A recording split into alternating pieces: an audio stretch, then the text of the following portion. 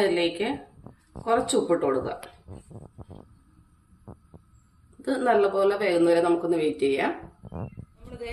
ഇതേപോലത്തെ ഒരു സവാള എടുത്തിട്ടുണ്ട്. തൊലി കളഞ്ഞ് കഴുകി വൃത്തിയാക്കി എടുത്തിട്ടുണ്ട്. ഇത് നമുക്കൊന്ന് ചോപ്പ് ചെയ്തെടുക്കണം. നമുക്ക് നേരെ ചോപ്പറിലേക്ക് ഇട്ട് കൊടുക്കാം. തീരെ ചെറുതായിട്ട് ചോപ്പ് എടുക്കണം.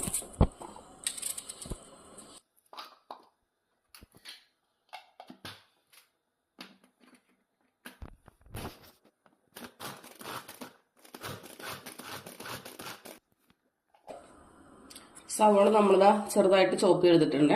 ഇത് നമുക്കൊരു പാത്രത്തിലേക്ക് മാറ്റി വെക്കാം. നമ്മുടെ ഉരുളക്കിഴങ്ങ് നന്നായിട്ട് തിളച്ചിട്ടുണ്ട്. ഒരു 5 മിനിറ്റ് കൊണ്ട് നമുക്ക് വെന്ത് കിട്ടാം. നമ്മൾ കനം കുറച്ചില്ലായിരുന്നു ഇരിക്കുന്നത്.